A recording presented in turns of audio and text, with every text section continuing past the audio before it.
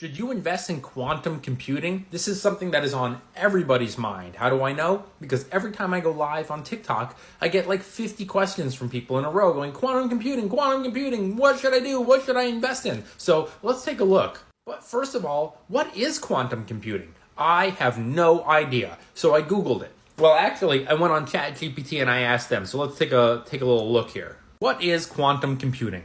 And oh my God. Quantum computing is a type of computing that uses principles of quantum mechanics, the science that explains blah, blah, blah. So then I said, okay, can you simply explain it? And they said quantum computing is used to solve really big, complex problems that regular computers struggle with. It's useful for things like breaking codes used in encryption, designing new medicines by simulating how molecules work, improving artificial intelligence and machine learning, that's huge, optimizing systems like finding the fastest delivery routes or solving logistical problems, modeling nature, such as predicting weather or understanding chemical reactions. It's not ready for everyday tasks yet, but it's being developed for problems that need huge computing power.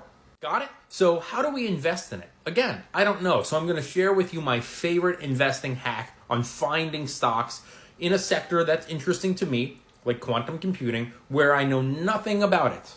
I'm using a website today like Seeking Alpha, and I don't know if you know this, but their search bar is for more than just typing in ticker symbols like AAPL to look at Apple. All I'm doing is typing in quantum ETFs, and they'll give me a list. Like, here's one, Defiance Quantum ETF QTUM. The fund invests in stocks of companies operating across quantum computing. Now, to find the companies that they're investing in, at least their top 10 holdings, all you do is click right here on holdings, and it will give you their top 10 holdings. And this fund only invests in 75 companies total, but their top 10 are their largest holdings. I mean, take a look at this guy right here. Number one, 7.87% of the portfolio. And I know you're going to recognize some of these names like MicroStrategy and International Business Machines, or IBM. And if you're really into the stock market, you'll definitely recognize D-Wave and IonQ. These are some companies that I get asked about all the time. So if you didn't know what to invest in, one option would be to just consider investing in this fund. And QTUM is up 54% year to date. They have a little bit of a higher expense ratio, but because it's such a niche ETF, that's kind of normal. And they actually offer a little bit of a dividend as well.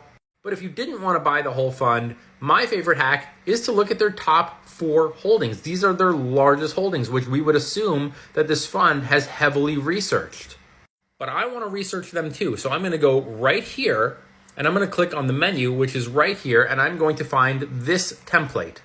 It's totally free, by the way, unlike every other finance content creator who says, get my free thing, then they ask you for an email address, then the free thing kind of sucks, but don't worry, they have a better, more advanced one for sale, only $10, not me, it's all free. This is what the template looks like. If you want a clickable, fillable version, you can click right here. Here's what it looks like filled in. This is for SoundHound, just because I was filming another video about SoundHound, but you get the idea. And if you say, I don't know how to fill in this template, there are some videos here that will explain it very simply for you. And now you know how to find and research stocks. And remember this, bulls make money, bears make money, pigs get slaughtered, and smart investors always smash that follow.